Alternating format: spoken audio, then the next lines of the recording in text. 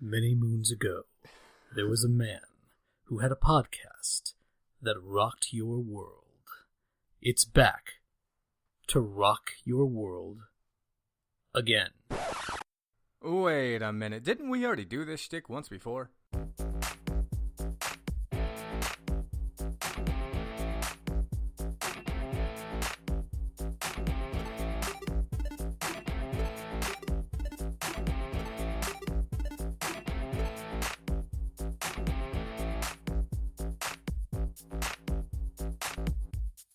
Hey again, Chimi listeners. Been a while. Been a whole goddamn week.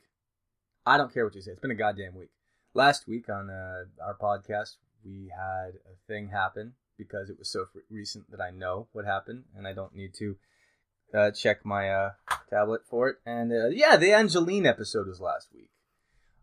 Last week, 7 days, 2 months, 2 weeks ago. 1 week, yeah.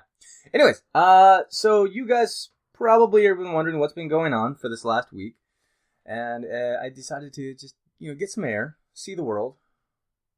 Fuck, who am I kidding? You know what, the real story here actually is, my dear friend Professor Elliot took me down to the sewer drain, and I couldn't get out. I was trapped down in the sewers. So here I am, back on air, and I decided to bring the asshole back to punish him on air. So, hello, everyone. Welcome Professor Elliot back to the show for, I think, like the 1,000th time. Glad to be here. That was a lot of fun. I'm glad I could trap you down in the drainage system. It was a lot of fun actually coming up with an Uber driver waiting. We called, and we decided, hey, you know what? Pop the manhole cover and have him pick us up right there. We had everyone watching us, wearing boots and goggles and all sorts of fun Helmets. stuff. Helmets, condoms. Yeah. I thought I left my GoPro down there. You gotta wear protection. Oh, of course. I'm wearing a condom right now. Why would you not be? No, exactly. And the other guest we have with us today is the demonic, possessed cartoon character himself, who, for the failed experiment of my own, tried to cleanse him of his horrible self. Alex Weitzman. Say hi, guy. Thank you for having me back, and it won't work again, thank you. No promises. You can try, silly man. So anyway, what has everyone been up to? How's life? How's things? How's your nuts? Ups and downs. Ups and downs. Life has its ups and downs, but you know what? Right now I'm on an up. You're on an up? You have an erection? Yes. Cool. Well, always. Yeah, that's a good thing. Yeah. What's the up? The up. Well, I'm taking a short break from a lot of the video production that I've been doing. On Professor Elliot? Yeah. I need to take a step back and kind of reorganize and reassess how I'm approaching those things. So you're pussing out? Yeah. Okay. Yeah. Got it. But I'll be back. Okay. I'll be back. Well, you're not really leaving. You're just not putting up. It's a short break. If I recall, you've shot a bunch of stuff that you're editing. Oh, there's and a you're working lot on of some stuff in the tube that's gonna be great. And I'm guessing you're working on some guest editing and lots of other new yeah, things. Yeah. So new locations. We're going far. We're dipping back into the past. There's gonna be a lot of fun stuff. Kinky. Yeah. What about you, you possessed piece of shit? Oh, well, possession is hard, so I've been working on that. We're working on managing as many of the things inside of my head, some of which remain in me, and some of which comes out at the wrong possible intervals. But in truth, things are good. Working on a number of things, particularly working on updating my demos, as many voice actors have to do over a period of time. And after a few years, you end up having to re-examine what you have and make it work a little bit more for the industry writ large as it currently stands. Yourself and me, we ended up doing something very fun last night. We went out to Los Angeles and enjoyed a wonderful show at the Hollywood Improv called Outtake-O-Rama. In which I got to fondle Bender's testicles for the first time. As well you should. And definitely not the last, I'm just going to say that. DiMaggio has some majestic testicles from what I've heard. What I love the most is actually at the end of the whole event, this huge, tall voice actor of a man is sitting there in the valet waiting, and I'm just chatting with him. I'm assuming John DiMaggio. Yeah. Yeah. And he's a tall man. And no doubt about it. Out comes this tiny little Mini Cooper. And he and his entourage, which I'm guessing was his girlfriend or wife, or he's married, yeah. Yeah. They all climb in together, and this guy, it looks like it was actually painful for him to get into that thing. Broken legs, maybe? Something like that? Something. Or but, knees go backwards. You know, he could potentially have a really good sex life. He could have double jointed hips. He might be able to fold those back. And well, just go keep crazy. in mind, he's known for playing a Mr. Fantastic styled dog on Adventure Time. True. That has stretchy powers. So it's very true. There you have it. So what's his name again? John DiMaggio. Okay, so what we got to do is we got to get him on this show, and I got to ask him if he can suck his own dick. Because if he can, then that would make the car thing would make more sense. I cannot tell you how much I want to hear his answer to that question. Okay, well, here we'll get it right now. All right, amazing. Here on air, I'm going to go ahead and get on Twitter. Brilliant. And that's how we do it here on Jimmy Chung, a there we superstar. Go. This should be fascinating. Come up with an idea? Yeah, just lay it out. So how do I find his Twitter? Let's see. It is at the John DiMaggio. Of course you know. Of course I'm already following him. Duh. D. Spelling. DIMA. So while Christian is working on his tweeting of famous and wonderful voice actors, Dead air. I'll tell you also that I just finished taking an acting class with the great Charlie Adler. Oh, really? That's right. And for your listeners who do not know offhand, at least and the the name, host and the name Charlie Adler you would recognize as the voice of Buster Bunny from Tiny Toon Adventures. Awesome. You would recognize him as Ickis from Ah Real Monsters. He was the voice of Dr. Doom in the Superhero Squad show. Starscream in the Michael Bay version of the Transformers. Which, I mean, let's face it, as much as everybody shits on the Transformers movies, as rightfully so, nobody shits on the voice actors. The voice actors did a great job. Exactly. Just it's I've seen plenty of movies, not even just animated films, but a lot of movies and TV shows where you go, that's a great actor, but that is some shit lines and some shit directing, or is, whatever the case may be. And truly, one of the great talents of the industry is not the delivery of great material, but the salvaging of terrible material. Correct. And that's the sad reality of being an actor. Right. So what do you got? We got at the John DiMaggio. Would you be willing to come on our show so you can show us whether you can or cannot, in fact, fillet yourself? That's a hell of a question.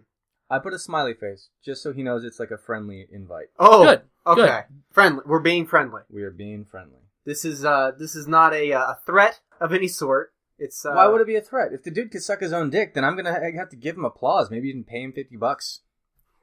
It's true. He will have answered one of life's greatest questions. $50, man. DiMaggio's too rich for my blood. Well, that's because you're poor and you climb down into the gutters for some reason all the time. You drag me with you. Yeah.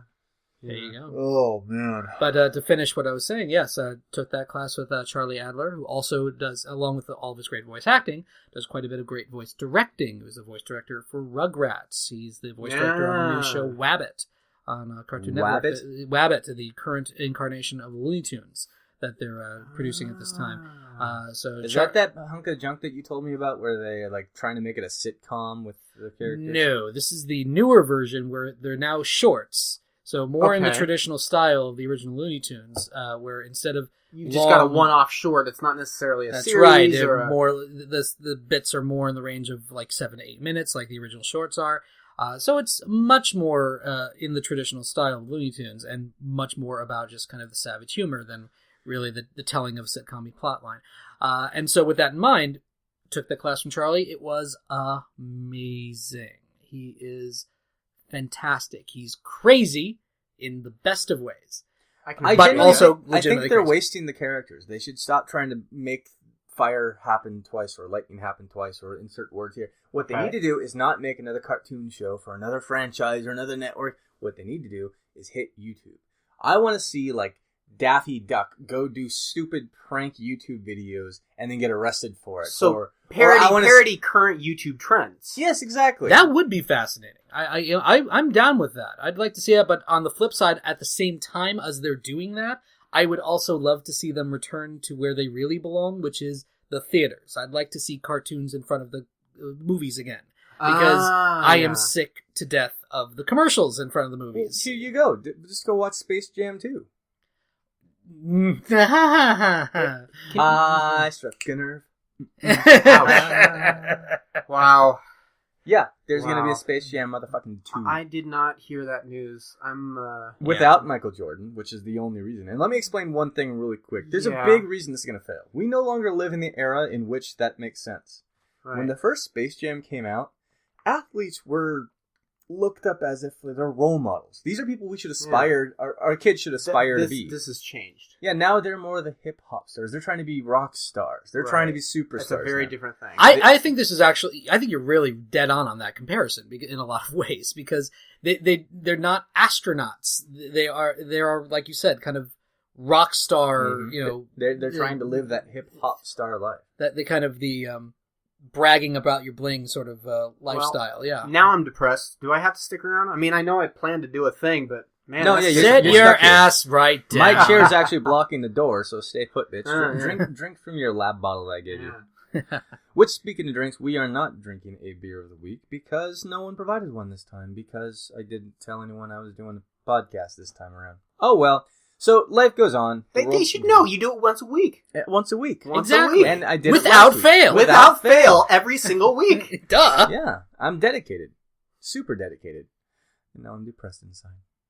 Anyways, so Professor Elliot and I are a lot closer these days. He has opened his womb to me, and we have enjoyed each other's company carnally.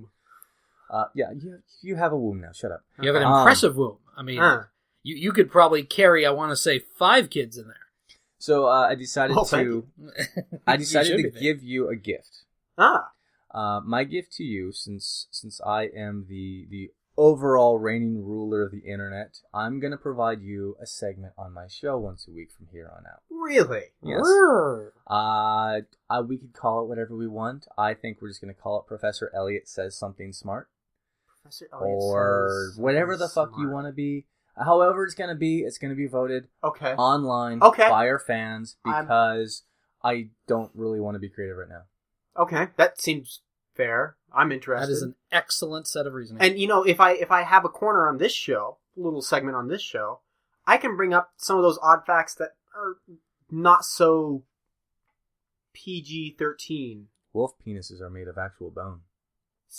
Things like this. Exactly. And I intend to own one as a weapon one day. We can talk about the Penis Museum in Iceland. We should go. We should go to that museum. We should go and lick everything there. You look at me as if I knew about this penis museum, which I did not. They have samples. Wait a minute. Why did you jump to defense so quickly? I defend myself at the slightest provocation. It's my nature. Oh, okay. It's the demonic possession. It's the demonic possession. He's trying to make sure that people are on the side of, oh no, he's cool. I'm distracting people by being a touchy schmuck, and that way they can't tell that I'm filled with demonic possession. So you do admit that they are demonic cartoon characters that come out of you, and you aren't actually talented. Talent is demonic possession. Your premise is flawed.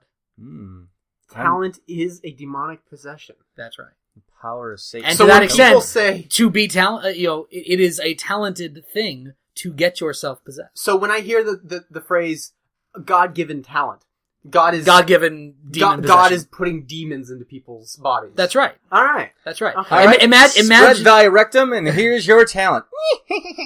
Imagine Buffy the Vampire Slayer, the series, not the movie, where instead of becoming vampires, you become actors. World makes a lot. I thought that was the plot of Buffy the Vampire Slayer. That's the subtext of Buffy the Vampire Slayer. See, you gotta think between the lines. Am I the only one that thinks that entire show would have been far more entertaining if she didn't stab them with stakes, but had like sex toys and stuff instead? It makes so much more sense for a young woman at that age, experimental in her body, to have a backpack full of just. Are you suggesting that vibrators? Are you suggesting that Buffy should have had a sharpened dildo? No, I'm saying she should have used a blunt one. It would have hurt a lot more. She's supposed to be like super strong. She could shove a dildo through someone's You should write a porn parody. Booby the Vampire Fucker. $10 does it already exist? I would not bet against that. Well, I'm gonna check to see if John DiMaggio is responding to my lovely invite. But you mentioned earlier you'd like to play a game. Yeah, actually, I was doing some research, as I do, and I found an old book 1785 Dictionary of Slang. Oh God, I thought you were going to say the Necronomicon or something. No. Not quite. That's next episode. Oh. Yeah, no. This episode, all right. it's just we have to go to a cabin in the woods for this shit. So I'm down. My thought was we could play a little game. Mm-hmm. Christian versus Alex. Oh, joy! Yes. I will bring up a phrase or a term, and you guys can toss out what your definitions may be, what your guess is of what the term or the phrase means back in 1785. Vaginas. It means vaginas. Every single thing back then meant vagina. Every single thing. And then whoever gets the most points wins. This will be a game of great accuracy and knowledge. So I did bring a prize for or this. Complete dumb fucking luck. Here's an example. Here's an example for one of the phrases. One of the phrases I found was pushing school. Pushing school. So the term pushing school actually means... Wait. I got this one. You got this? This is the school you go to have your shit pushed in. To have your shit pushed in? Mm-hmm. Like Green Bay Packers. That's the initiation they have to go to in order to join the football team. They have to have their shit pushed in. And I will proffer a alternate suggestion. I'm going to say that it is the school that you go to push shit out, which is to say it is the 17th or whatever century version of Lamaze class. Not quite. It's a brothel. That's what I said. To have your shit pushed in. I think in this case, Christian wins the point. Okay. Yes. Yeah. But this was the practice round. Although eventually they'll have to go to mine. I think in the official round, what we'll do is I've got a timer here. I brought along a little timer. It's a 50-second timer. We can get our answers out in that time, discuss a little bit, and move on to the next question. I've got 20 terms here for us to go through. What do you think? 20 questions. 20 questions. I can count. You can count? Mm-hmm. That's good. That's a good thing. I challenge that. I'm very proud of you, Christian. All right, so no response from Mr. DiMaggio yet. However, it has only been about 3 minutes. Okay. So, typically I like it if someone respects me enough to respond immediately, but whatever, that's on him this time. I would like to He might be busy living his life. It's a possibility. Whatever. I don't understand the concept of doing that. He just got an invite from me on this show. He needs to come here. Exactly. This is where it stands. So I got a few bits of news I want to go over because I'm kind of pissed off about things and I want to rant and rave. First off, I want to touch on one very important thing. My long-standing hatred for Sony Pictures. Fox still wins, but Sony, still mad. Here on this show on multiple occasions, I've actually spoken a lot about the Spider-Man franchise. Recently, too. Recent episodes, as well as in the very beginning of this goddamn podcast. Back all the way back in like 1981 when Big Hero 6 came out. I don't know how to do calendar. Big Hero 6 came out, and I started talking on this show saying that this is the format that Sony should be doing for a new Spider-Man franchise if they're refusing to give the franchise back to Marvel. Right. Well, then they went ahead and did this little wonderful thing, called Civil War, where they gave Spider-Man back to Marvel. Well, they shared Spider-Man. Right. Peter Parker is in Civil War, which, by the way, if you have not seen, what the fuck are you listening to this podcast for? You should actually take this podcast with you, full bore, on speakers, go to the theater, and listen to this podcast while watching Civil War. Which would be fascinating because we've actually planned this podcast perfectly to coincide with every single space between the dialogue. Yeah, this is there's science. It's really well timed. This entire thing has been scripted from the beginning. Each and every one of us has a small light above our head, and we're only allowed to speak when the other two lights are off. It's crazy. Yeah, see, now it's my turn to speak, just because the lights went off over his head. Exactly. So we got this shit figured out. Yeah. Exactly.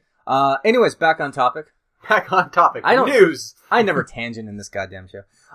So I made the suggestion early on they should do an animated feature. Well, now they're talking about, okay, sure, we'll share Spidey and Peter Parker. Well, then I said flat out right then and there, 1 second, and I was, cool. Now they got a wonderful Spider-Man to play with on their own. They could play with Miles Morales from the Ultimate franchise, which is now a part of the main franchise of Marvel Comics. Right. But I still stuck to my stance. But that should not be another live-action Spider-Man film. They should go the route of Big Hero 6. They should go the route of this new game Overwatch. They should give it a CG animated makeover. Give us something we don't already have a million times over. Don't keep the cycle going. Make something good for once. And this character is so new and so fresh that you actually don't have as much lore that you have to be stuck on. You can go ahead and make your own fresh. You can start fairly fresh. He doesn't have a huge, giant backstory and all these huge... He doesn't have his own rogues gallery. There's no baggage. No, there's tons of baggage in this. What I mean is storyline baggage. No. Like there's bad guys as uncles and possible gay, fat Asian roommate best friend and being ethnicity in New York City. And there's baggage involved in this kid. Okay. That being said, this, I think, is the smart move. So today, before we were done going over news and stuff, I see that Sony has decided to pursue the route of Miles fucking Morales and maybe potentially doing an animated adventure instead of a fucking film adaptation. Needed to happen. How many times do I have to tell everyone what's gonna happen? I am a fucking 8-ball. I am the fucking genie. You put a coin in me, I make Tom Hanks big. Just listen to me for once. Prophet of Chimi. I have been right every time. I will be impressive. right And they did announce who was doing the movie. Yes. It's the gentleman behind the Lego movie, as well as the 21 Jump Street films, and for that matter, the upcoming Lego Batman movie, which is actually interesting. They're crossing the line.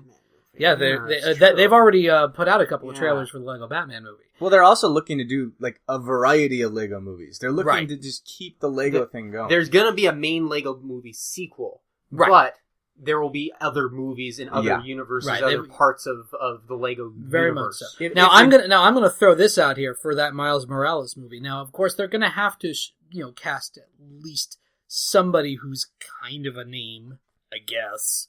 Do they have to, the main role? No, they'll have to because Miles Morales, let's face it, doesn't have the name recognition that Peter Parker does. Well, as a character. We already know who's going to get the role. The internet's has already made this decision years and years ago, back when they were starting to get ready to film another Spider-Man franchise. Donald Glover already played the character. Yeah, well, Donald Glover is the person everyone's going to rage until he gets the part. They'll probably put for it, and I'm sure that will be a significant aspect, but I wouldn't be surprised if they go somewhere else. Where do you think? I don't know. William Shatner. I love it. Perfect. Miles Morales. But I'm just saying out there, if you cast Miles Morales with some name actor who has no history with voiceover, yada yada yada yada yada, surround him with career voice actors, please. Can we have like a cast of almost entirely awesome career voice actors who he needs people to back him up. Exactly. You know what? And the fact of the matter is, you can have your star, but the rest of it is Spider-Man, and Spider-Man's going to sell itself. You don't need a super huge cast of big fucking name actors. I have one request though. Because Miles Morales is of two ethnicities, he's got a black father and a Hispanic mom. Can we get Rosie Perez to be the mom? I'd be alright with that. That should be interesting. Oh yeah, my baby. I cannot do a Rosie Perez to save my life. I was hoping you were about to try. Don't look at me. I don't look at me. I don't pretend to be able to do a Rosie. She's still alive. Of course, she's not possessing your scary ass. Yeah. Wow. So there's that, and come on, guys. How many times do I have to be right before you actually start following me and listening to me, and liking, and subscribing, and loving me and touching me? I wouldn't mind you being leader of a nation. Well, let's start big. Let's start with California. Okay. Let's see. What else do I got? I got a bunch of dumb shit. I like how professional I'm just like, just look at my cell phone on the fucking podcast. Gee, what's on the newsfeed? What's on the newsfeed? Tell me what my podcast should be, HuffPost. I just Googled news. Let's see here. Well, here's one that's kind of personal. I used to play World of Warcraft a lot. Mm-hmm. And I mean a lot. I mean like for 17 solid weeks, I played this game almost every day. For half of those 17 weeks, I was unemployed. I literally pulled marathons where it was like, I could honestly say I was probably on until servers shut down for maintenance. So that was probably like I was almost logged in for like a full week once. So it's pretty fucking nuts. And then I realized, that is a common Jesus Christ, this fucking sucks. What am I doing with my life? I want to get laid. I want to do a thing. Hey, I haven't been to a movie theater in a while, or outside, or bathed. So I quit, but I still have a lot of love. There's so much lore to it. And I'm that weirdo who I didn't go to the raid. I was the one who was like, ooh, a book, and I read all the lore. And that got me into the Warcraft games before it, the strategy games. Right. So I started playing everything, I fell in love with Warcraft 3 with the Lich King storyline and all that jazz. So knowing as much about the lore as I do and actually loving the strategy version. You must have a very good perspective on the upcoming film. Yeah, the new movie's coming out. Not out yet. Coming out. As in not yet released as of this broadcast recording. Exactly. So, no, you could do that in the next episode. But there's already 3 very big, annoying fuckwads deciding they're going to go ahead and do what they always do. They're going to start pissing on a movie so that way they can get attention ahead of time. Movie's not even out and there's bad reviews. Oh, big time. Let's see here. Variety magazine alone. All right, so here's the one that really got me. Variety magazine hops on this one. Now, here's the headline, all right? Mm-hmm. Hollywood's habit of turning hit video games into unwatchable movies continues. Unabated. Unabated? Word. Unabated. Yeah. That's the word. Correct. This one is written by Geoff Berkshire. So this piece of filth decides he's going to go ahead and write this entire article. And in it, doesn't actually say anything about the movie itself. But he just uses it as an example? No, he doesn't even do it. He explains that the orcs are a giant race of this and that, and I've never played the game, so blah, blah, blah. I know, I'm more of a guy, I like Overwatch, or not Overwatch, so what's the other fucking one? Destiny, So he plays in a completely different style of MMO. Different genre, different... Exactly. And then he goes on to say that, he essentially quotes the other 2 headlines that are out that are bashing this thing. One of these 2 pieces of trash decide they're going to go ahead and just tear this movie apart before having seen it, admitting they haven't seen it. One of them, you go into his history on Rotten Tomatoes, and he's reviewed a lot of fucking movies. I actually took a good 12 minutes, I want to say, because I was timing 12 myself. minutes that you'll never get back. Scrolling through all the movies this fucker went through in the last several years. I went all the way back to 2009, looking at this guy thinking, what? He doesn't even have taste. And then I saw it. This stuck in my heart like a goddamn knife. This man gave a 12 rating to Warcraft before having seen it. Mm-hmm. But go back to a movie he has seen. Wait, 12 out of... 12% out of 100. Oh, God. Out of freshness. Rotten Tomatoes works on a 100% freshness scale. Right. 100% means, I fucking love it! He gave a 12 to a movie he hasn't seen yet. This bashes on sales. This affects people in catering or small jobs who actually work for a living, who gain their money based on how well the movie does. Of course. So he gives this movie a 12. I'm flipping through, and all of his ratings are just ridiculous until I saw right there in 2009, Dragon Ball Evolution.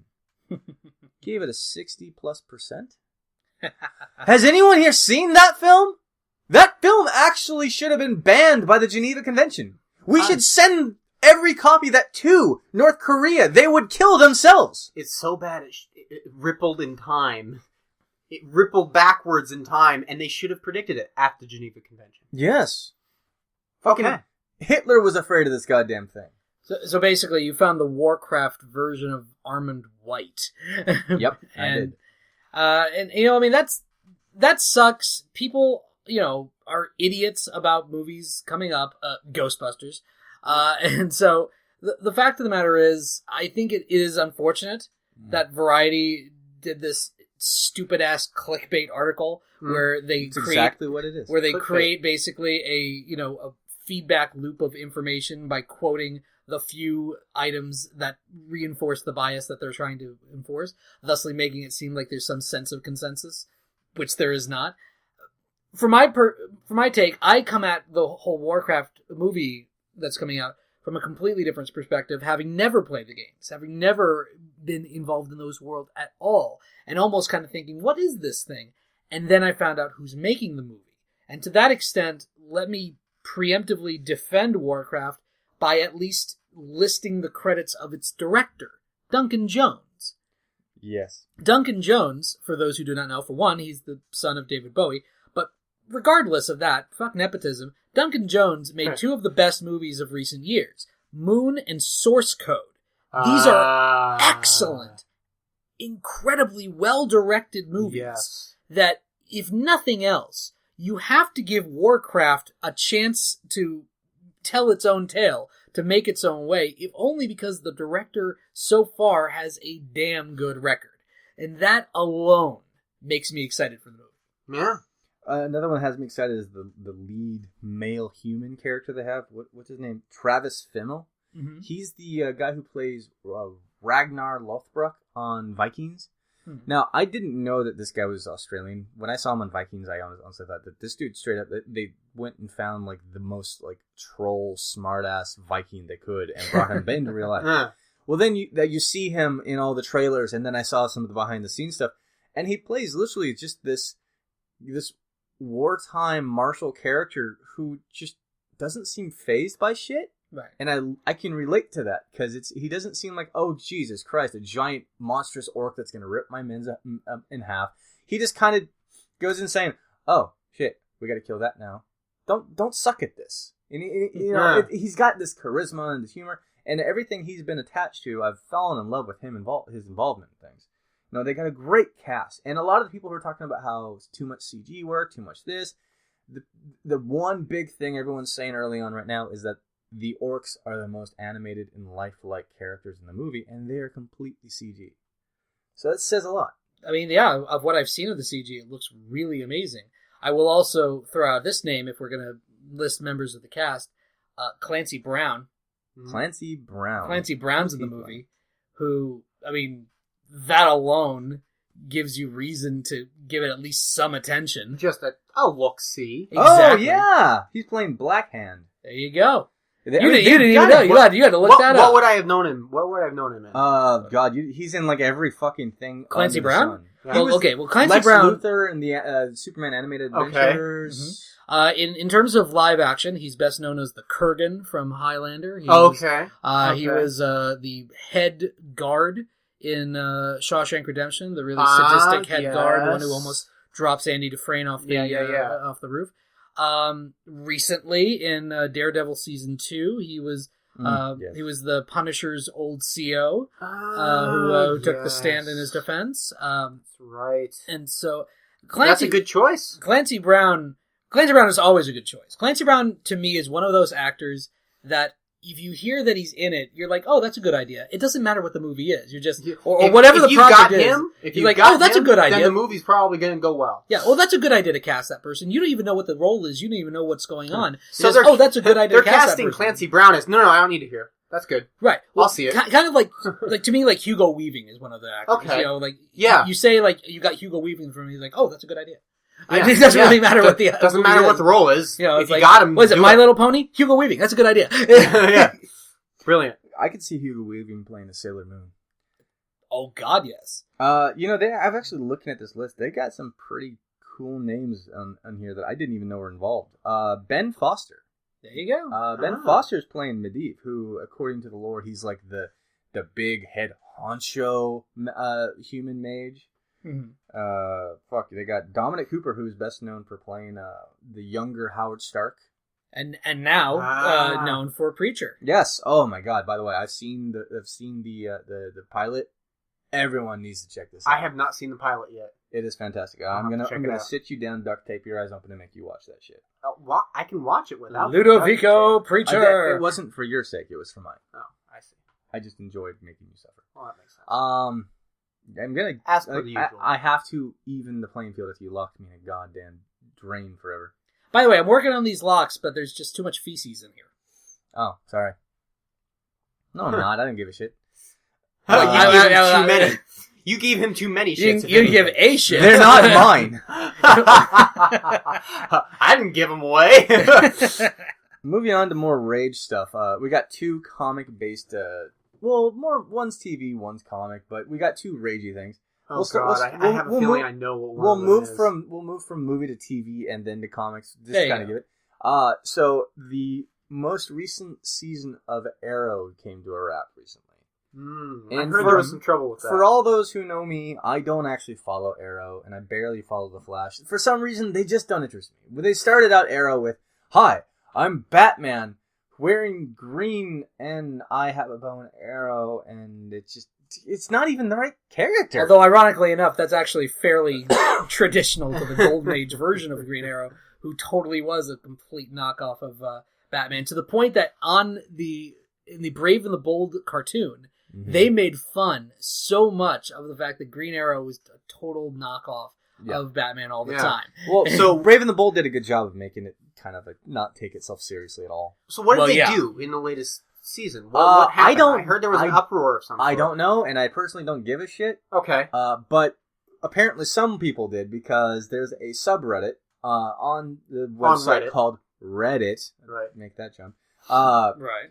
They decided to take the entire Green Arrow or Arrow subreddit. Right. And they plastered Daredevil all over it, saying, we're changing sides, which people of the internet do. Right. So now, they kept the hated title it so much that they just decided to just change the entire dedicated subreddit.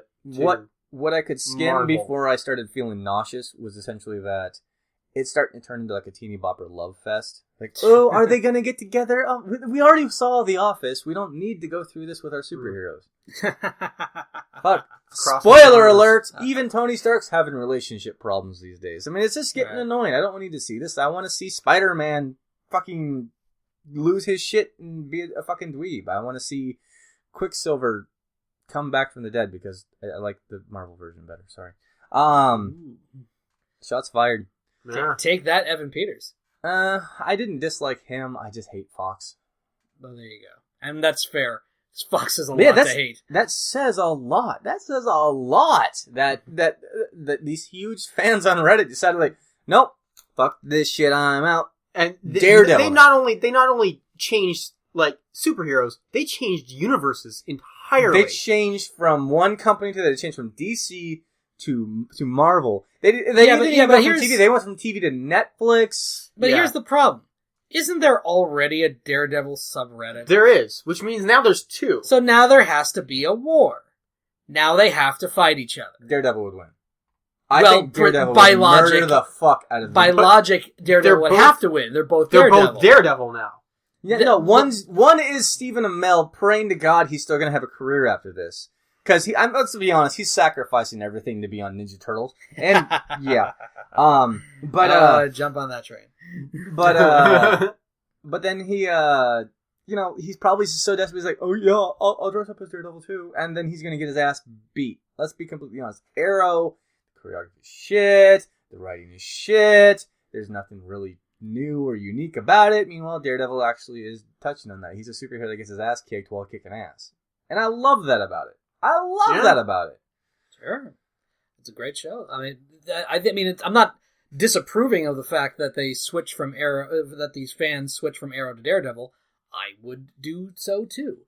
But my move would have been leaving the Arrow subreddit and going to the Daredevil one where it already was. I don't know. So I don't think that would have sent a message big enough. I grant you, there's a message aspect. I grant you. This is an old time internet mentality where it's like, there's got to be one. And so the idea of if you're on the Arrow subreddit and you're not happy with Arrow, you don't change the subreddit, you leave the subreddit and you go to where you unsubscribe, move on. Exactly. But this is I'm an old fuddy-duddy, I guess, in internet parlance. Who can remember that what is now Reddit used to be called message boards and had like better structure. Well, see, that's the thing is when you create a TV show and you get a fan base, it becomes the fan base's TV show. It no longer is the creator's creation. And that has always been always been something that fascinated me. The feeling of ownership. Yeah. For fans. Because it's no longer it becomes well, yeah, you're the writer, but you suck at writing it. Well, I wrote the I'm sorry. And that's an interesting concept because one of the things that like Joss Whedon will talk all about is you can't really give the fans what they want because the fans don't really know what they want. Right. They think they know what they want, but they don't. They if you give them their base instincts and desires, then you've just titillated them like so many pornographers. I would actually watch Did you that. just point at Christian? So many pornographers. Exactly. I embrace this concept. I actually would watch an Arrow porn probably far more than I would watch the actual show Arrow. Sorry to say. It's likely. No, I'm not sorry to say. Because I don't think I could jerk off to the actual Arrow show. Not without a quiver. Speaking of hate, let's move on from Green Arrow hate to full on comic hate. Here we go. So Captain America is back in comics. Oh, Steve Rogers, he at one point was depowered by the Cosmic Cube and all sorts of other nerdy stuff. So he was this old guy, his super serum's gone, and Falcon takes over as Captain America, which is initially supposed to be this cool thing, and then they'd make it too political, so like, okay, let's bring Steve back. Well, now they have two Captain Americas, but how are they going to differentiate it? How are they going to make this one more edgy? Oh! How should we differentiate? That's an Here's what we can do. What if he was a Hydra sleeper agent the whole goddamn fucking time? That is clunky. Yes, to say the least. Essentially, the lore from 1945. At best, that offends sensibilities. Correct, and that's partly that's why this is news. It's not simply that they did this, but that there has been a fairly large reaction to it. I'm not surprised. And I mean, and to that extent, getting back into kind of what we were talking about with the concept of fans and ownership. I think that means way more for the comic fans than it does the TV show fans. Because perhaps. I think that the comic fans, they seem more dedicated because they have to go to collect, they have to go do all this other stuff. And then the people like me, that was my childhood. These TV shows weren't my childhood. These TV shows aren't the people who have been connected to. And it's interesting that you make the distinction between just the literal physical effort to go get the material to ingest, as opposed to sitting down and passively having your cable connection provided to you, or your Netflix subscription provided to you, or your neighbor's cable, however, or your neighbor's cable. So exactly. This feels like sort of a grasp for attention. All right, like it doesn't matter to me. It doesn't matter how they play the plot out. I've seen some fan theories as to how this could be an acceptable plot, right? But the initial push for this feels, again, we brought this up earlier, clickbaity. Very clickbaity, it is. The whole thing kind of is, and that's what Marvel is kind of relying on with the majority of what they're doing right now in general. It's just trying to... And I'll touch on that towards the end of this segment. Well, it's worth noting Let's go ahead with what... Alex, you mentioned a few things about this prior. Well, yeah, and, I mean, first and foremost, I mean, as noted as clickbaity, I mean, this is a modern incarnation of what is infamously known as super dickery. You know, because the Silver Age comics were very infamous for this, where the comic cover would showcase some outlandish notion, ridiculous thing of Superman being a humongous dickwad to Lois, and then you find out Jimmy, it's out of context, or everybody, and then you find out the context surrounding it. It's either incredibly much smaller than what it is, or there's a totally different explanation for why that is. But they manage to do it because they're doing it in such a way that they're trying to get you to buy the comic based on the outlandishness of the cover, so that you have and let's to be read realistic. the story. Next month, everyone's going to go and buy the next issue to find Correct. out. Related to that concept at its core, I actually have a fan theory, if you wouldn't mind me going through it. Please, go ahead. So first, Cyclops, possessed by the Phoenix, hounded to the point of madness, kills Professor Xavier by accident. The Red Skull, later, gets a hold of Professor Xavier's brain. Right. Adds that telepathic power to his own. Mm-hmm. All right. So now suddenly the Red Skull has the telepathic abilities of Professor Xavier. This is substantial, obviously. Mm-hmm. This theory purports that the Skull has been facing Steve and been implanting false memories in his mind. Steve was not a secret soldier for Hydra in the beginning. He never was. Mm-hmm. The Red Skull just wants him to believe he was. That's a very strong one. That's certainly something that they would... That's certainly the kind of story that they would tell. I still believe that this is clickbait. That's what this is. However, this doesn't destroy Captain America and his core value. It's a comic, and it could be any of these. You know, the Cosmic Cube was responsible for him losing the serum, so it could be responsible for this kind of bullshit. It could be Jean Grey masturbated too hard and accidentally fucked things up. Wanda fucking could have said, no more Captain America, also needs a hydration. There's so much that could happen to make this thing. And ultimately, therein lies the point. The reaction to the news has absolutely nothing to do with how they resolve it. And that's the important thing to remember. The fact that they're going to reverse it is inevitable. Even the most fervent negative reactions to this news have been accepting of the fact that inevitably this will go back to the way things were, because there's no way they're going to sacrifice their intellectual property of Captain America by doing that. Let me also throw in that this has happened before. This exact thing has happened before. Right. It was a big jump that Marvel took. They killed off Peter Parker inside of his own brain. Dr. Octopus came up, and then all of a sudden the Superior Spider-Man franchise was born for a short spell. Everyone was like, what the fuck is this? What the fuck is this? And they all started getting into it, like, ooh, this is different. I like this. I love the conflict. I love this. Oh, and then he's gone, and people are like, oh, but we were just starting to love it. They did the same thing with the Superior Iron Man. Oh, now Tony Stark has made a symbiote / armor. Okay. He's messing with his head, and he's taking over San Francisco, and he's becoming more of a bad guy.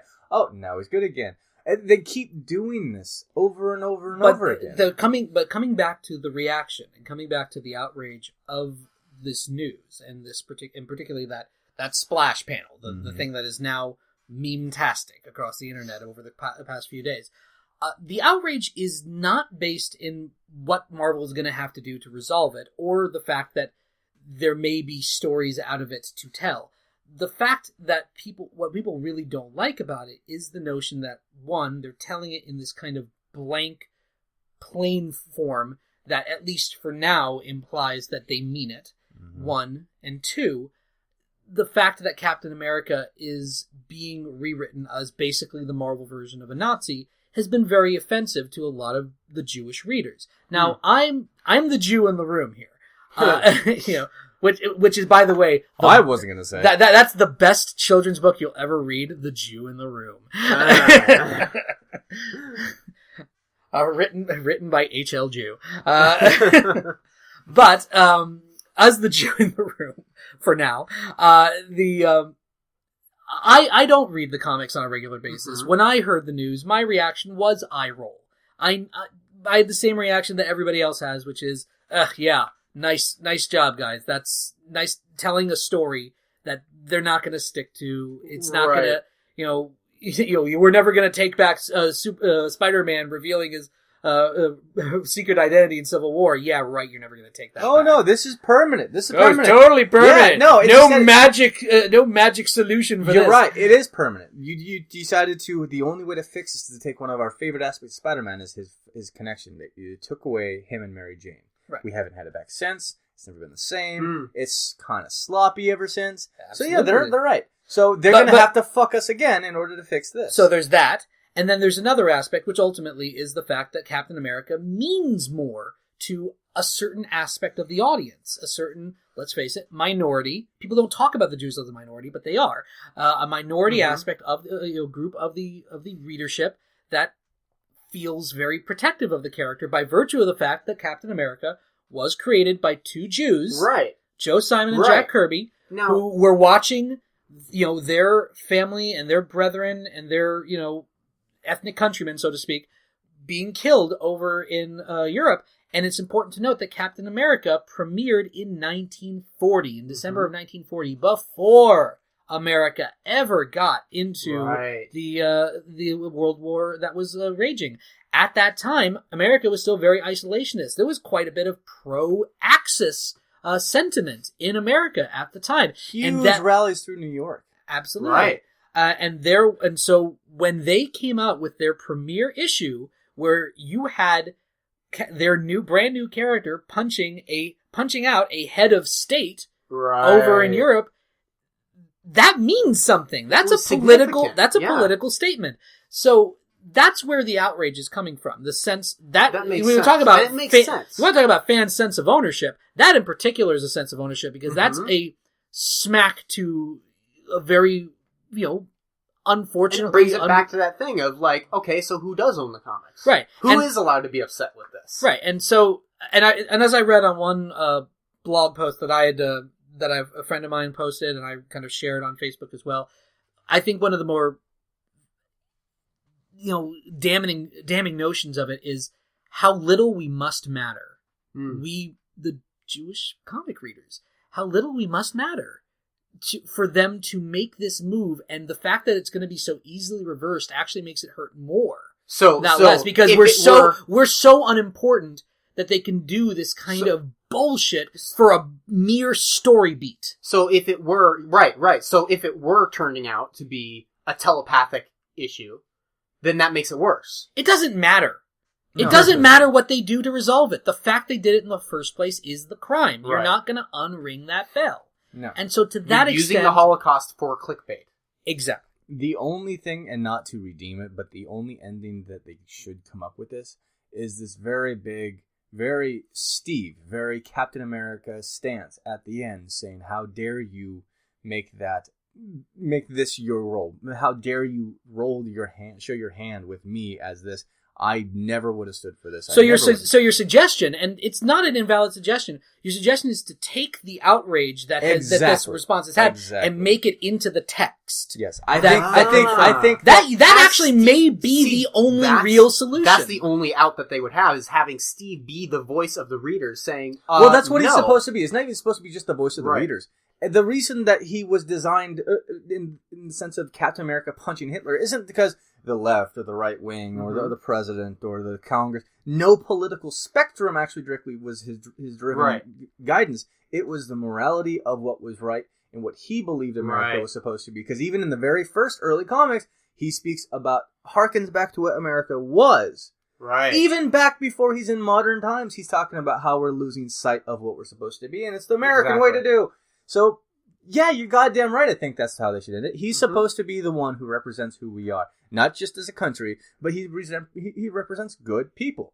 He should be the voice. He should be bashing if it's mind control, if it's just like straight up someone cloned. I don't care what it is. He should just be bashing the shit out of someone mid-combat, screaming, "How fucking dare you!" And interestingly enough, I think that has a lot to do with a lot of people's frustrations with the Captain America storyline of Civil War, the comics, not the movie, but the comics. There's a very infamous moment where Sally Floyd makes takes Cap down, apparently, if you were to interpret the scene as the writers seem to imply, that Captain America is no longer representative of America because he doesn't understand current pop cultural, ephemera like MySpace and American Idol. This is true. And that was a scene that happened in the comics, and fans were so angry with that because the way the scene plays out, Cap looks sad and guilty, like, God, maybe it's right. Maybe I don't understand America anymore. And people went fucking berserk about that bullshit to the point that there's a page out there that's been photoshopped where basically somebody typed in what the rant that Steve Rogers should have had in response, which is to say, what the fuck? That has nothing to do with America. You're an idiot. Out of the original Civil War story arc, there's one aspect of the entire thing that actually stuck with me that mattered. Mm-hmm. And it's not because of a fanboy moment. This is actually genuine. And this is such an important moment. It made it into the Civil War movie, but a different character said it. There was a specific line that Steve says to Peter Parker to convince him which side to choose. And he wasn't telling him, choose our side. He was saying, this is for you to choose. Right. And I won't go through the whole thing. I won't waste too much time with it. But at the end, he basically says, if the whole world tells you to move, it is your responsibility to say, no, you move. And that is the one big thing I think made sense. Is it wasn't that Steve was proving to the world. It wasn't proving to Tony Stark. He made a difference in the one who already made a choice earlier, Spider-Man, who took the stand and switched sides and was a major role in deciding how things were going to play out. He changed his entire life. He went on the run, so it's an important story arc, and I think that's what they need in modern stuff. Isn't so much to make the splash pages or to make the shock. Give it a goddamn story. Bringing it back to the comic. Would you like to follow up? You've made some accurate predictions thus far about where things are headed. Particularly Spider-Man, we've talked about. You have made some accurate predictions. Would you like to go on record with your prediction of where Captain America should go or what you think it'll do? Share with us, Nostradamus. Share with us. The problem with it these days is that they're trying to do they're trying to go so hard at the unexpected. But that's not how a story works. The story, whether it's a writer, like look at Grant Morrison's work. He works in novel format. You have the beginning, the middle, and the end in any of his story arcs. Marvel and DC have not been playing that card lately. They've trying been working to keep with hooks only. Yeah, they're trying to Oh, I didn't expect this. Oh, I didn't expect this. M. Night Shyamalan should not be involved with my fucking goddamn comics. Right. So I don't think that they're actually going to do the right thing. Yeah, it breaks my heart. The twist is a poor method to keep your audience's attention. No, the twist is a poor method, but a high quality method at the same time to keep our money flowing to their pockets. But I think that's what they're going to do. I think they're just going to do the twist. The one twist that they've done so far that I like is She-Thor or Femme-Thor or whatever it was, the new Thor. Right. First off, she kicks more ass than Thor actually does. Mm-hmm. And they were going to make it temporary, and they kept it going, and I'm glad about that. Good. But everything else they're doing, they're just like, oh, didn't expect this. Oh, didn't expect this. Oh, now Falcon Cap doesn't like real Cap. Oh, they don't give a reason, but it happened. And they just keep doing it. And I think that's why they're going to resolve this. It's going to be like, oh, unexpected. Ha-ha. And we're all going to be disappointed, but they're going to think that they did it right. Ultimately, the reason they're going to think they did it right is if they have a lot of money flowing into the coffers. It's as simple as that. Yep. And inevitably, what that means is, because you have to think about it as in the terms of how these fairly simple-minded executives tend to think. When the short-term benefit of, big press, whether positive nor negative, big publicity comes down and gets them a lot of sales as a result, they'll pat themselves on the back for their corporate synergy genius. And then, when it bottoms out, they blame the artists for not making it work thereafter. Right. I do think one thing's going to happen that's going to be big. They're going to do a Captain America versus Captain America, obviously, for this. Obviously. I think the twist that they probably go with is they may actually kill off Falcon Cap. That would be. And then we'd have then we would have this mopey Steve, and he wouldn't take his shield back. He'd put it up on display, say no, it belongs to him, and we'd have to go through this long bullshit thing before he ever picked it up again. And then walking up to take that shield off of the wall and standing tall to truly defend the country, Stephen Colbert. Yeah, I ship that. I ship the fuck out of that. Yeah, that works for me. Yes, Colbert's shield. That's the best ship. I'd like ending on a positive note. Okay. We're going to end this entire talk on Stephen Colbert becoming the new Captain America. Perfect. What else is in the news? Any other news? Yeah, this short little quick stuff. Somewhere in the country, which I don't want to name where or any details to it because it's stupid, but some girl in high school had sex with 25 guys in a single day at school and got caught for it. How'd she get caught? Camera. So what's the emphasis of the story? The 25 guys, the one day, or they got caught? A teenage girl thought it was smart to have sex with 25 guys in a single day. She had sex with 25 guys, period. She sat in a stall, and one by one, or sometimes a couple, guys would come join in the stall, bang this child's brains out, and then leave, and then she just stayed for more. And she kept doing it, and doing it, and doing it, and it's like, duh. In a stall? In a bathroom stall. Classy.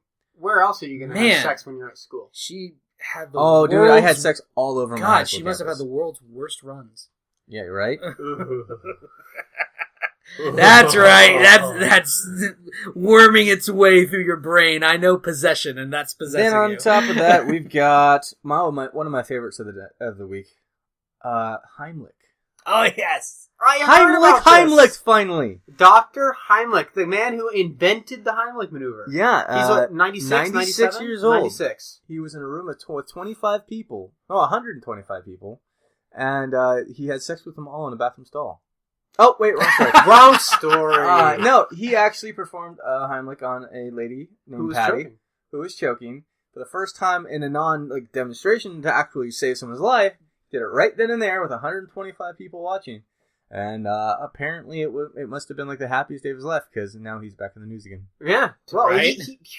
I will be honest, I forgot he was still alive. Well, I'm on your team. An essential part of just general first aid training that is just kind of ingrained in our minds. The Heimlich maneuver. We don't think about one who would Dr. assume Heimlich that was. he at least has this ingrained in his mind. If anybody's going to walk around ready for the Heimlich maneuver in at some any of the interviews that I saw, it was it gave him pause of going, man, it does work. The lives that have been saved with this. Which just, that blows my mind. It's like, wait a minute. now you're surprised that it worked? Did you think it was bullshit at first? Although, admittedly, there's firsthand experience that comes along with that. You know, like, you know in your mind that it's amazing to see the whole Earth at once.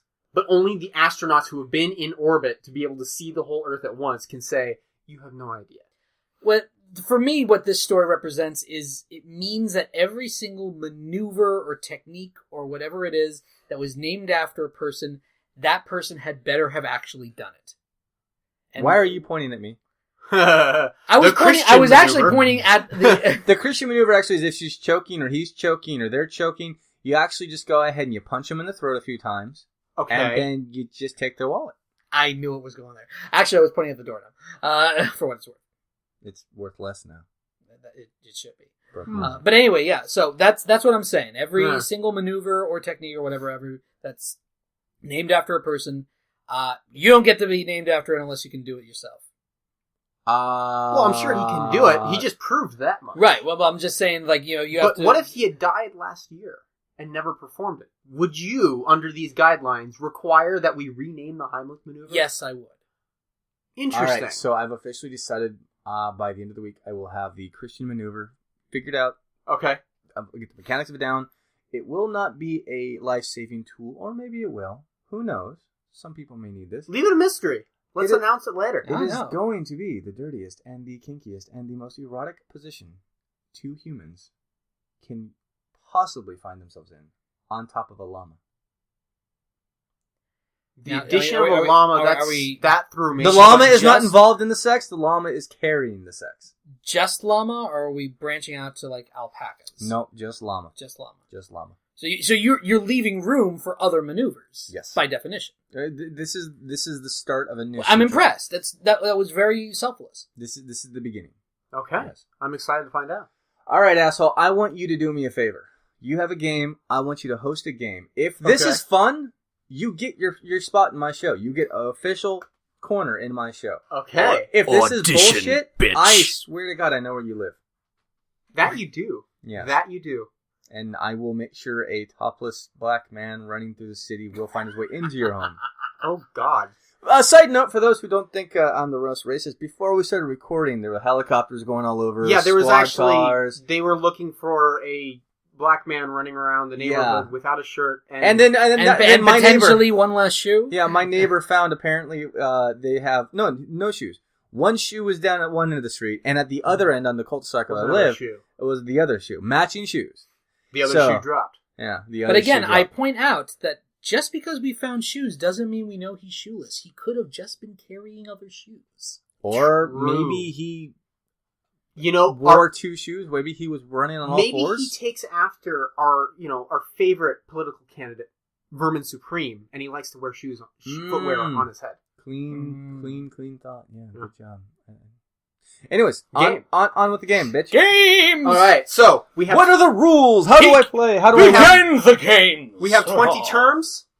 During each move, each round, I will announce a phrase or a term. Both of you will give me your description of what you think it is. Whoever is closest, or if I think neither of you are close, I get to decide who gets the point. By the end, there is one final term. And that term, when you define it, you get that term as a prize. The winner of the game gets the final term. Okay, are there any rules in between? Like, if we have any curiosities, can we be like, I want to call Obama? We will do another version of the game if you like this, and we will have additional lifelines, we'll call them. Lifelines. Are there any rules against murdering your opponent during the game? No murdering each other. Okay. Stay on your side, stay in your seats. Stay on your side! Alright, I'm starting to rethink this game now. Alright, wow. So, term number 1. Huckle my butt. The term is huckle my butt. If you need, I can spell these phrases, and I can use them in a sentence. I feel like I should know the spelling of huckle. Has anyone ever eaten a huckleberry? I've eaten a huckleberry. It's not the most comfortable thing to chew on, is it? No. I have an idea. Alright. How are you, sir? We'll see. You'll see how I am. Okay, let's Well, we're the timer's we've got a wait- timer running, timer's so we waiting need on we you, need sir, 'cause I'm good. we need definitions from both of you. All right. Whoever You wants to first, go then. first. Oh, Christian, okay. Pain in my ass. a pain in the ass. All right, I'm going to say it's an actual item up my ass. an item up your ass. You would think that, you demonic bitch. Well, you would be both wrong. It's actually a mixture of beer, egg, and brandy made hot. Huckle my butt. Huckle my butt. It is a beverage. Now, because Alex described it as an item, I'm going to give the point to Alex in this scenario. First blood! Now, can I just ask, what's the concoction one more time? Beer, egg, and brandy made hot. That is the definition found inside That the sounds like dictionary. something you want the morning after when you're hungover and dying. Agreed. There it is. I think the danger is in scrambling the egg. If you're heating the drink. It could just be egg white. I know they do that in a lot of drinks. You Right. could just More go often. ahead and flambe that bitch. All right, box number 2. Number 2. Now, if you ask me to use it in a sentence, I will divide your points in half. Oh, now it gets deeper. To box the Jesuit. To what now? The phrase "to box the Jesuit." Okay. I know how I'm going to answer. Would you? Box is a term for vagina. I believe it's to smack the Jesuit upside both ears. Okay, Smack my bitch. to box the Jesuit. So, and literally an individual. Right. Okay. Christian. Is that how you put like what are those chastity belt bullshitty things? Chastity belts. So you're thinking that it just has to do with chastity? Yeah, you're in general. You're caging her animal. You're caging her punani. Okay. Her hungry vag. Her big meaty vagina. A lack of access to the vagina. Yeah. A lack of access. Putting a manhole Well, cover on that's the manhole. We are officially out of time. You both comfortable with your answers? Yes. The manhole. Well, the answer Is that your final answer? from the dictionary, term for masturbation, a crime it is said much practiced by the Reverend Fathers of the Jesuit faith. So Boxing Were the the Jesuits were actually that big masturbators? Now, I'm not surprised. Here's the thing. Christian, you had a description of a lack of vagina access, so I'm going to give the point to you in this particular instance. I feel it's the most accurate. You can't hear it, but I'm nodding. Yes, you are nodding. Next round, Next motherfucker. round, Gormagon. Jesus Gormagon Christ, it or sounds like a- Gormagond? Was there a D? Gormagon. Oh, Gormagon. I will So- give you the spelling free of charge. Gormagon. Wait, why is it free of charge? Fuck you.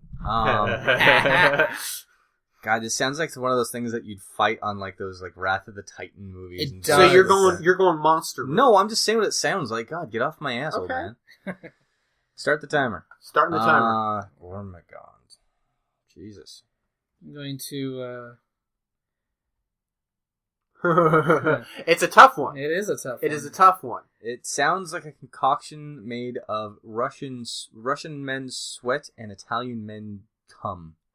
I'm So going, you're going beverage on this one. I'm going beverage. gonna go with an inappropriately stingy merchant of some variety, Isn't that what I just said? potentially. The dictionary describes it as a monster with 6 eyes, 3 mouths, 4 arms, 8 legs, 5 on one side, 3 on the other, 3 arses, 2 tarses, and a cunt up its back. This is a 1700s. This is late 18th century dictionary. How drunk And / horny was something? here's the finish of the definition: a man on horseback with a woman behind him. Monster with 6 eyes, 3 mouths, 4 arms, 8 legs. And a vagina on his back. There you go. So she's grinding on him while they go. Correct. Now, you had changed your definition, but I still feel that you earned the point on this one. Yes. You can't hear it, but I there. Oh, you can't. You hear it. can hear that. You ummed. I was one step away from an bop. And that's dangerous territory. Do not tread that territory. I will take points away. Term number 4, hempen fever. High. So you're saying Being hempen fever high. is being high. Christian, Being really high. being really high. Being high versus being really high. Is that what I have to work with here? Yeah. Yes, it is. The actual definition is a man who was hanged. He is said to have died of hempen fever. And in Dorsetshire, to have been stabbed with a Bridgeport dagger. Bridgeport being a place famous for manufacturing hemp cords. Rope, back then, was made from hemp. So when you're hanged, you're off the ground. You're off the ground. Right. I would say you're just high. You're not really high. I'm sorry. Alex gets the point in this particular case. Of course, anytime it has to do with killing the demonic man. Be more creative next time, Christian. Do you want to keep your panel, or do you want me to take it all away and give it to Demon Man here? We'll find out at the end of this round. Okay. Term number 5, duck fucker. Oh, that one's easy. Duck fucker is the term. If you would like, I've still got the option of using it in a sentence. However, you say it's easy. I'd like to hear. Oh, no, it's absolutely easy, but I am curious to hear the sentence. It's not going to change my answer. I know what this is. I'm not asking for it. I'll take it without, but if he's going to say it... Oh, fuck it then. Okay, I'm ready. You ready? Sure. Sarah Palin's ancestor. Sarah Palin's ancestor is a duck fucker, is what you're saying. Alex? I'm going to say it's a sailor who has been thrown overboard. Okay. Well, the official definition is the man who has care of the poultry on board a ship of war. Oh! Alex gets the point. Damn right I do. That is impressive, I must say. Thank you. Yeah, Wow. but this isn't fair. He's got multiple voices in his head. I'm just me. You? Well, perhaps... Some of them might know these terms. Some of them might have invented these goddamn terms. You never know. I am Nero. I tell you how to fuck ducks. Urinal of the planets. Urinal of the planets. Urinal of the planets.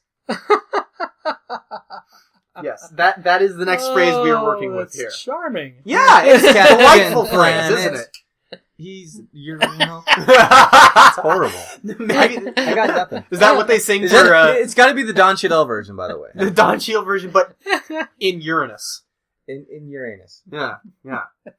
So Urinal of the planets. You're going Captain America or Captain Yeah, Planet. Look, on the song this. just got stuck in my head. Oh, okay. I actually don't have anything yet. All right. Urinal of the planets. planets. I'm gonna say. I'm gonna say a really bad dive bar.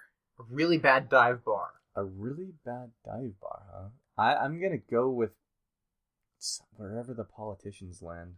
Wherever they land. So DC. I guess just a place that politicians exist. Okay. Well, the official definition is Ireland, so called from the frequent rains in that land. Alex, Just give it to him. the drinking. Gotta go with you. Gotta go with you on this one. Man, you are cleaning house on this. I'm on fire. Should have Ireland it up. You get the Ireland Fuck beggar. Huh? Fuck beggar. Fuck beggar. Fuck beggar. Okay, whore. Alex is just going straight to whore. Fuck beggar. A fuck beggar. God, the only thing that comes to mind is me when I was in high school. So desperate. Desperate. And begging for fucks. Desperate and begging for fuck. Desperate and begging for fucks. You're going for whore. I'm You're going for whore. desperate. The official definition. If you put your answer and my answer together, they'd take care of each other. They really do. It's true. An old or impotent man whom none but beggars will suffer to kiss them. Christian, you are closest in this response. No, my answer is closest in this response. Correct. Yeah, sure, we'll say that. You get the point. I have eyewitnesses that I can get a full erection in a matter of actual working time. My penis works, okay? Fuck you. Okay, well that's good. Not if you beg for it. Nutmegs. Nutmegs? Nutmegs. Nutmegs. Nutmegs. Is that like when you have a cream pie and a woman named Meg? Perhaps. For those who don't know what a cream pie is, that is when you ejaculate into a woman's body without a condom on, and you can tell. I'm going to go with turds left out to be seen by the public. Ah, so nutmegs out on the road. Yeah. That sort of thing. Yes. Okay. Christian. Nutmegs. Plural. Nutmegs. Nutmegs. I have a feeling it's like a group of women that do a thing. A group of women that do a thing, and you say turds. That's right. The official definition is one word only. Testicles. I'm surprised that you didn't catch on to that. It just seemed too obvious. It does. Yeah, It does. I does it literally not? bypassed that very thought. Maybe to you move on to shouldn't the next one. bypass your first thought. Okay, so Trust your instincts. So Who wins that one? in then? this particular case, if any of these women are married, they have their husband's testicles in their purse. I will throw that one. On in the there. flip side, That's true. mine is, more dirty and thusly more related to the taint-based area. Wait a minute. How does that? I washed my balls. What do you do downstairs? You'll never know. Oh I'm my going to go God. with Christian on this one. I washed my balls thoroughly, therefore I win. What's the score? Are we tied? We are currently tied at 4-4. I told you I can count. Doing pretty well. Yes, You're doing pretty well you counted counting, Christian. I applaud you. Thank you. Thank you. Counted by making him count. Yeah. Cock Alley. I work very Cock politically. Alley. Cock Alley or Cock Lane. So, small story. In my dorm area in college, we had an all dudes floor, and the 2 floors above us were all female. Ah. So we were in fact cock row. Cock Row. Mm-hmm. Add the third term in there. Add the third term in there. Cock Row, Cock Alley, Cock Lane. Yeah. So How would you define those? That's a good question. Poultry market. Poultry market. Alex is going straight forward on this one. Instincts. I would say an entire row of brothels. An entire row Bars. of brothels. Like an and entire bars. street or an alley or So like the red light district. maybe that kind even of just thing. a back alley behind a brothel where they just like There's just like shit. one chick back there. where she bit down too hard and she puked up a cock. Something. Okay. The official definition? The private parts of a woman. A cock alley. Christian, you gain a point. Congratulations. You move ahead. I'm gonna remember that one so much when Cock I fork alley it and next. Cock lane. Show me your cock alley. Yes. Now this one I am That's particularly a thin excited out, for this next term. potentially. I think both of you will enjoy this next one. Okay. Trumpery. The term is trumpery. Christian is officially laying his head down on the microphone. He can't handle this game well, the anymore. pop filter. The pop filter. The pop filter. I'm gonna go ahead and describe it as Okay. a form of arrogant, idiotic braggery, as done by somebody with significantly diminished IQ. Okay. Either someone that pulls off a practical joke, says "fool you," or perhaps someone who just bluffs really good at a card game or something like that. The official definition, and I quote, Vaginas. an old whore or goods of no value. Rubbish. I've had a few of those in my life. Yeah. Interesting. So, in a quote, in a word, I won't allow Mr. Bacter to stir up one step further in this trumpery affair. Rubbish. So we are Goods of no value. So I would have been right if I went back to the Sarah Palin ancestor on that one. Yeah, Yeah. that would have been good. I'm going to So give close. Alex the point on this one. Yeah. Blower.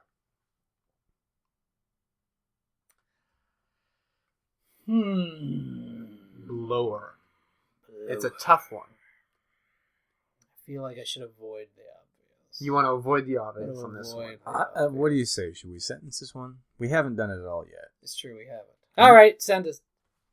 Sentence, I tell you. If you get yourself a blower, I am confident it will make you happy. You cock-sucking, motherfucking, dick-licking piece of shit. Accurate. Okay, so it is something worth possessing, whether a person of a type or a thing of a type. I'm going to go ahead and... Person, I'm choosing a person. You're choosing a person. What kind of person? A blowering person. A blowering person. I'm going to go ahead and say that it is a sexual object of some variety. That's what I just said. So you're going with straight up whore. on No, this no, one. no, no, Just no, people no, are no. sexual objects. No. I'm describing it as a thing, comparably. A thing that is asexual. Exactly. I see. Well, we are officially out of time. A mistress or whore. He wins it. He wins because he went person. A person that A does person blowering. that does blowering, apparently. What kind of person does blowering? The ladies that blower. Catch fart. Or fart catcher. Pants. Pants. Okay. That is a nice straightforward way of defining this. A fart catcher. Chair. A chair. A chair. A chair. Actually, it's a footboy, so called from such servants commonly following close behind their masters. Oh, they just sit on people. Yes, they follow behind the farts. That's true. Yes, yes. This one, I believe you will both enjoy. Well, who won that? Wait, who won that one? Bitch. In that particular case, it's a tough choice, but I gotta go with Boy, Christian again. sit down. I gotta go with Christian again. You got it. Gobble prick. Okay. Gobble prick. Oh, wow. There's a lot of dead air in these. This is... Yeah, So you have to watch out for these dead air moments. We are on the air. Gobble prick. Well, Think out loud. Think out loud. I like the concept of the fact that I have no idea what I'm thinking of because you said the word gobble prick on my goddamn podcast. Gobble prick. Alex, try to find something. I'm Alrighty, lost for words. I'm going to go ahead and say that it is a woman who can go particularly deep in cunnilingus. God, that is just completely sexist of you. I think it's a penis. Just a penis. Dong. The answer is a rampant, lustful woman. Alex gets the point. Yes. I've dated a few of those too. Rampantly lustful? Mm-hmm. I have actually had a door kicked in for sex. Not I kicked in door. My door was kicked in for sex. That's impressive. No, it was scary. Okay. And then impressive after. Impressive can be scary too. Let me put it this way. You can have both. Have you ever fucked a banshee? No, I don't I plan on it. have. And everyone in the goddamn county knows when you're fucking a banshee. Yeah, that also makes sense. Mm-hmm. Moving on. Moving on. That's the worst ending to Darby O'Gill I've ever heard. What I believe is the strangest term of the day, although you can correct me later. Burning shame. Burning shame. Burning shame. I'm gonna say that's got to be some sort of like STD, herpes, or something like that. Okay. I'm gonna go with cleaning out the outhouse or the loo. Cleaning out. Oh, I see. So just your eyes water and it's a burning thing. No, like you straight light that shit on fire, bitch. Burn your shit, then bury it deep down. This is the strangest thing I found in the dictionary. Are you ready? Please. No. Quote: a lighted candle stuck into the private parts of a woman. Oh, I've been there before. I don't know what they were doing in the 18th century, but apparently this was a thing, and it was well worth mentioning in a dictionary. It was enough to have a term. It was enough to have a definition written down for all ages. There you go. Yes. Alex, could you summon up your greatest, most impressive demon right now to give us this term and just fantasticness, please? Burning shame. Dear God, I thought that I was the burning shame, but no, they had to stick wax into the pussies. So 1 candle, 2 pussies? Is that what we're going with? Don't mock me, mortal. It was a question, not a mocking. Shut the fuck up. Next question. Point goes to Alex on this one. Thank you. Yeah, because he has STDs. Carvel's ring. Carvel's ring. I've got a great sentence for this one. Oh, I think you might please, enjoy by all this. means. All right. I'll sacrifice the points. You wrap that for us. Smells like you've been wearing Carvel's ring. Oh, it's a cock ring.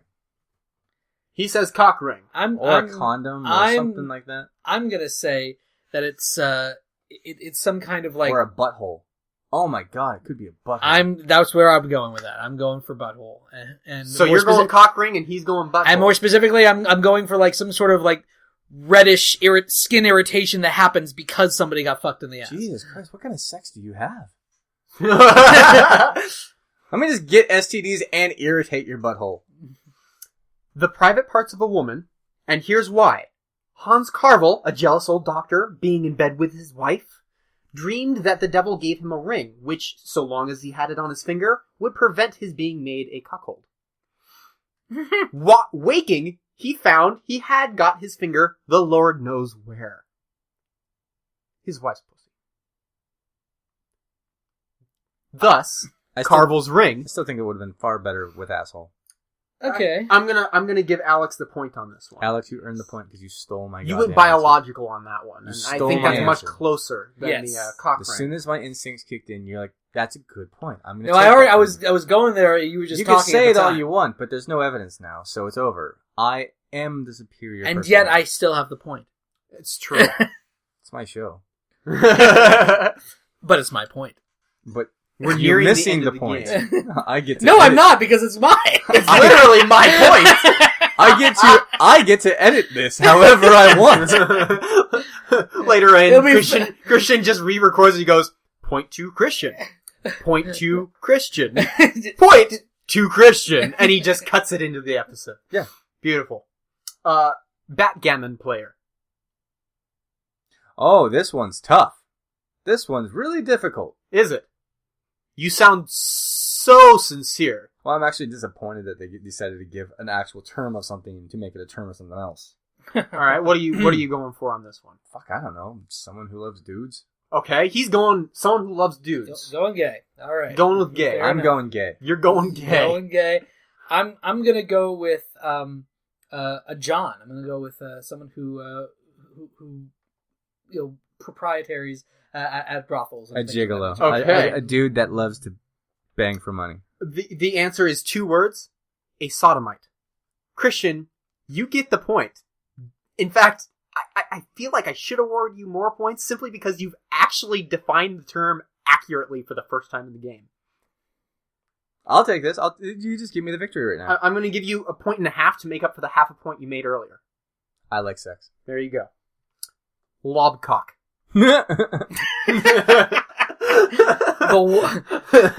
And Currently my favorite of the night. And in the 1980s U.S. Open, John McEnroe lobbed his cock across the tennis net.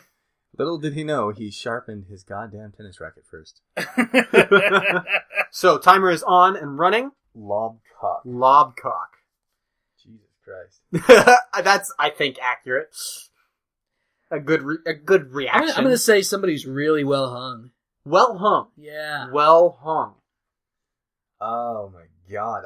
I'm gonna go with someone who could shoot across the room like a freaking Hawkeye with his dick. Just cranking it off. A lobcock, so just someone with good aim. There, I'm gonna hit that moose head right in the eye. Oh. Okay, someone with good aim. He could possibly even ricochet that into someone's glass if he's really talented. Alright. The actual definition is a large, relaxed penis, also a dull, inanimate fellow. Alex, you get a full point for that one. Thank you very much. Congratulations. What a dirty large perfect you are. I got damn close. Specifically a large, relaxed penis, but I feel that you get... I said hung. I didn't say You erect. said well hung. I said erect. I did not You say just erect. said well hung. Now, hung as in like it hangs or sound Ah, or yeah, hung exactly. the So he that's gets what- the point. So I'm referencing the This is relaxation. very good. Exactly. We are on term 18. We are nearing the end here. Oh my god! If it was golf, we wouldn't get our ball back. Oh wait, I'm thinking mini. I get my balls back every time.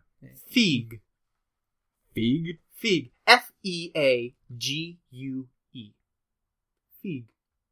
Why can't we just use the letters the way they're intended to be used? I don't disagree. All right. Figue. Figue. What is a figue? I'm going to describe it as you might say coxmanship. The one's excellent What'smanship? coxmanship in terms of one's excellence in bed. Okay. I'm gonna go the opposite. I'm gonna say someone who can't afford to get a woman in bed. Someone who can't afford to get a woman in bed. Someone who can. Someone who's really excellent in bed. Ah, so you're saying lively, excellent. But very good You're at it. saying He's saying the good at opposite of fucking. that. I'm saying doesn't have enough money to fuck someone. To feed a horse. To put ginger up a horse's fundament. To make him lively and carry his tail well. Or, figuratively, for encouraging or spiriting one up. The kind of thing a man would do when he can't get laid. I'm not so sure. Really? The dude who's gonna get mad pooned is gonna go to a horse and be like, "You want some ginger, baby?" You know what? Right, You're but, right. but the definition here was based on the idea of liveliness and activity, and I believe. But you know Do you what? really want to That be is- the one that's good at defined- sex with a horse? It's defined as making the horse lively, as in the horse was not lively yet. So we could make the same argument. I believe I'm going to give the point to Christian in this one. Damn. Yes, you were close. You're close. If But- the man but yet was so any far. good, he would. Objection. If the man was any good, he wouldn't need the ginger. Proud. Okay. Proud. I feel like this is a trap. This is a trap. I could read it. I could read a phrase. I don't know. What do you say, Dean? I don't want to give this up. You don't want to give this one up. You want a full point on this one. I want a full point. Damn. I'm actually afraid to throw an answer at this time. Because No, because like every time I get an idea, another idea comes, and I keep coming, and I keep coming, and there's buckets of cum. There's just buckets of cum. Maybe that should be your definition for proud. Mr. Bucket, buckets of cum. Is that the cartoon you're working on now? Yeah, it's a new project. Yeah, I'm going to say tired after sex. Tired after sex, and you're saying having lots of sex or wanting lots of sex, or I don't know. It could be like my version of whiskey dick. Just it just doesn't go down. just doesn't go down. But proud. A proud doesn't go down penis. Oh, man. That's not a bad, like I mean, playing sides kind of a thing. Yeah, I'll go with it just for the fun of the show. But I'm like, it's so many ideas just pop in my head. The official definition is desirous of copulation, a proud bitch, a bitch of heat, a desirous dog. Christian, you are definitely the closest on this one. Because I'm in heat? Because you're in heat. That is Okay. exactly it. That is exactly it.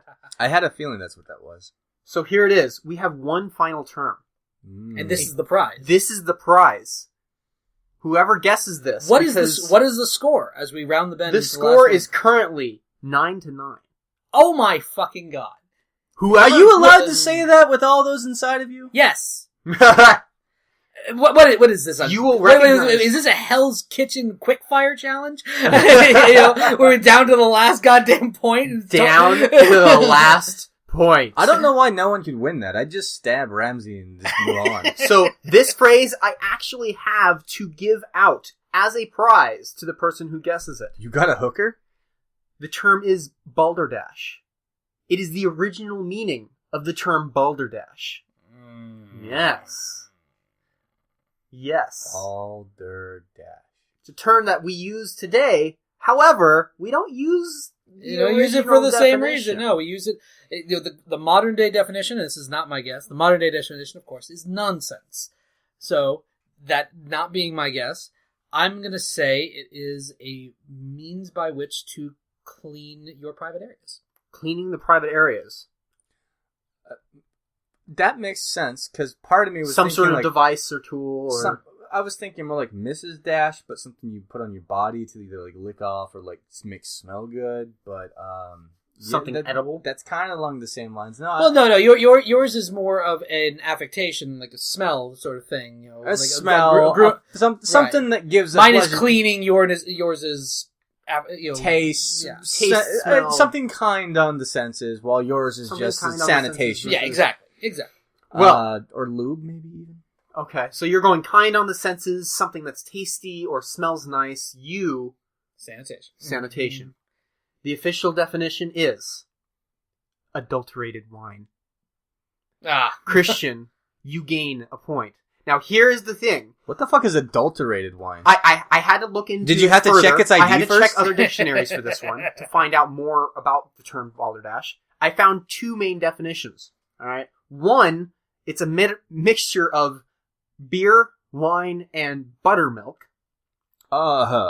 The other Why did I involves win? just beer and wine. Lucky for you, I do not have buttermilk. Oh, thank God! I was gonna say I forfeit. I was So just today- about to forfeit. It occurs to me, Elliot, I think you actually told me this one before, so it's my fault for losing because I fucking forgot. You forgot the term. I So did. today, So I have deserve brought- to lose. I like how variation. I like how the thought of Mrs. Dash got me alcohol. I got it's amazing. a glass isn't it? for you here. He's got a glass. I've got a glass. He's tapped it. And making a lot So of noise. I'm going to be making for you a sort of a take on the black velvet beverage. Okie dokie. Today I'm And making you thought you didn't have a beer. I didn't have a beer. an Now I have a beer. Italian velvet. Birra Birra Italians make beer? Moretti La Rosa. Ah, Italian. I have never had this. It's a Doppelbock. It is a Doppelbock. Mixed. Bella Moretti. With cupcake. Oh, that's the anal stuff. Hang on, let me see this. Yes. It's a bottle of Prosecco. It's for rectal use only. For rectal use only. And for those, there actually is, and Nero here can I attest. can confirm that It does say for rectal use rectal only on the use only. Cupcake Vineyard Prosecco. It does. It does. Okay. So I'm going to go ahead. There is a reason and, for that, and you'll never know. open these guys Unless up you for follow my vlog, which please you should, because I need you to. So congratulations, so Christian. I'm just You keep have winning won. booze. You know, for what it's worth, though, both of those items are carbonated, so I'm actually happy I lost, because I don't like carbonation. Not into the carbonation. Ironically enough, everything happens for a Does reason, that make you I burp guess. up the demons and they get it to escape, or?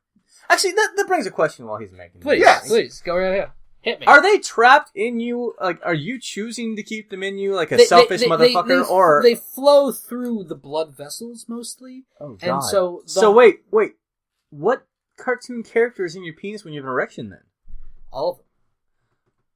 Wow. damn, it's an orgy down there.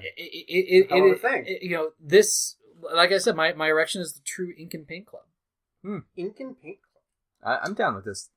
I'm down with this. We should definitely just start making this a thing. Woo! Woo! And I'm cleaning this up. All over your studio. All Watch the over. laptops. Watch and, the Yeah, laptop. and the watch out electronics. there, sucker. So, we for those are. who are wondering what happened, the professor shot his load all over himself. All over myself. And Foam so all over his crotch. Nothing but white My foam. crotch is just covered in white foam. We're gonna have to finish that goddamn thing off. I don't think that's the kind that you want to save. No, you don't save that. It's got bubbles. You don't save that. And You don't save for bubbles. You don't save for that. Nero, I'll go ahead and do. Look at my fucking Nero. You're demonic. I'm gonna go ahead and at the end of this, I'm gonna go ahead and make you a little drink as well, so we can have a fair, even thing. Because here on Chimichanga Superstar, we don't have any prejudices against anyone, whether they're human, super intelligent like myself, or fucking creepy and possessed like you. Exactly. Christian, Not over the computer, you crazy. you're Italian. So dangerous! Oh my god! Just about to shit myself. All right, so I'm going to drink a Balderdash. Ladies and A gentlemen, Balderdash. the first one Balderdash version of a drunk Balderdash. on a podcast. I'm gonna be honest. This smells horrible. I have no idea what that's going to taste like. It smells horrendous. I've never tried it. Smells like smells foul. smells like a fart cat. Can you describe it? Because I didn't smell it before I handed it to you. No, I think you're right. It smells like a fart catcher. It smells like a small child walking behind a flatulent man all day long. And that child hasn't bathed in weeks. That poor fart catcher. All right, here we go. And... And down the hatch. Oh, that's still. Could not even finish that thought. It's bitter and it, All right, hand it here. Let me try to sip that thing. Glorious cruelty. Balderdash. Oh, yeah, that doesn't smell particularly tasty, does it? Yeah, it has an aroma of balls and ass and taint. Have you ever licked sweat off your own taint? It kind of tastes like that. Can't say I have, but now I guess I've gotten Now that you have a flavor. reference to hold it by. There you go. Wow, that's Fascinating. That's a beverage. I'm glad that I didn't add buttermilk to by it. sheer definition. If you Yes, added that's buttermilk to this, I would probably have murdered you on the spot with the Balderdash. I would have baldered. I would have just would have splashed baldered it my on, dash. would have Baldered splashed your it dash. onto you and have you melt like the Wicked Witch of the West. All right, well, I'm going to go ahead and suck down some Balderdash. But, guys, thank you so much for joining me. This is fun. Yeah, this is fun. Indeed, it's fun. Well, I'll have to see Me, if I me can and all my demons, thank you. try to see if I can fit you guys on the air a little bit more often here and there. So Yeah, we make some that more would fun be- things. I'd be interested in such a thing. One last time for those who have listened or those who just came in and for some reason decided to listen to this late. Why would you download a podcast and listen late? Anyways, I would love to listen to a podcast, but just the last 2 seconds of it. tell the audience where you can be found and what you do and why you do it. You can check out my stuff on ProfessorElliot.com. ELLIOT. I can be found on Twitter, at Alex J. Weitzman. I've got a YouTube channel where I've got an old fan dub of Phoenix Wright Rise from the Ashes, and soon there may be more coming, but announcements will be made Come. in proper time. He said come. Well, that's all the time we have for this week. But if you like this episode, please make sure to like, comment, and subscribe. Share it with your friends. Tell your parents. You know your mom loves me. Anyways, I'm your host, Christian, and I will see you next week. May the awesomeness be with you.